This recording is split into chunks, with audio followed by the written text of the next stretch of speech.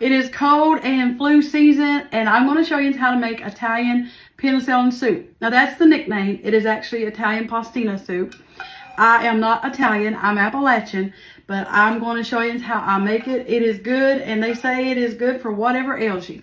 So I have a whole chicken in the crock pot that I'm going to cook on high for several hours, and I'm going to add some rough chopped celery, onions, and a few cloves of garlic to make a stock. And I will drain this off or strain it off. I'm going to add in some pepper and some salt. So I'm going to cover it and let it cook on high for about 5 hours. All right, so the chicken is cooked. I took the chicken out of the crock pot and I strained it. So here is the broth that's left, and this is a 7-quart Dutch oven. I have my skillet here, and I'm going to pour in a little bit of oil. This is avocado oil. Use any kind of oil you want. So I'm going to add in 1 chopped onion and a few stalks of celery to the hot oil. And I'm going to add in some chopped carrots. Add some salt, some pepper, and about this much of garlic. Now you're just going to saute these vegetables for about 5 minutes until they start to get a little tender.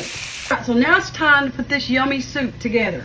So I'm going to take these sauteed vegetables and I'm going to add them to my broth.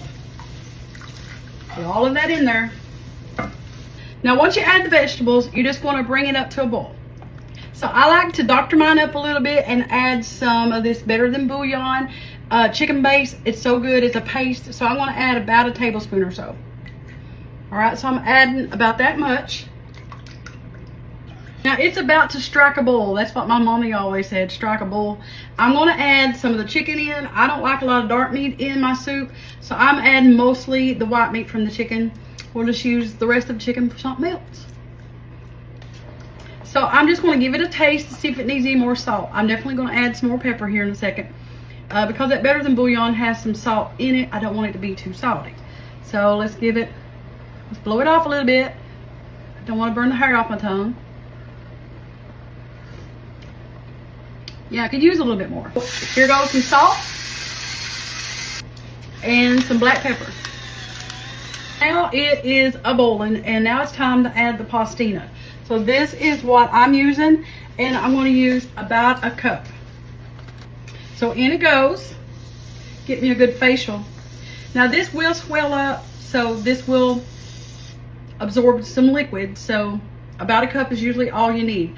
Now once I put mine in, I just turn the heat off and I just let it sit, because it will continue to cook. These are just little bits of pasta, is all they are, little bitty tiny bits of pasta. And so I just turn the heat off and I'm going to let it sit, and it will continue to cook for about 10 minutes, and then it's going to be ready to eat. Oh, and I like to cover mine, put the lid on it.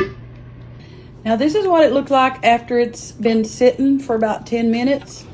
The pasta is cooked, and as you can see, that's about the right amount. If you want to add a little bit more of the pastina, you can, but this is the consistency that I like.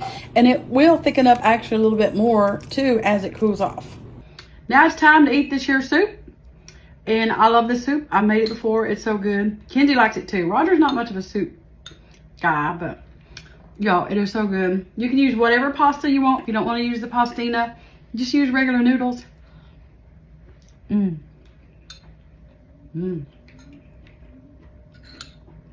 Here's the spot.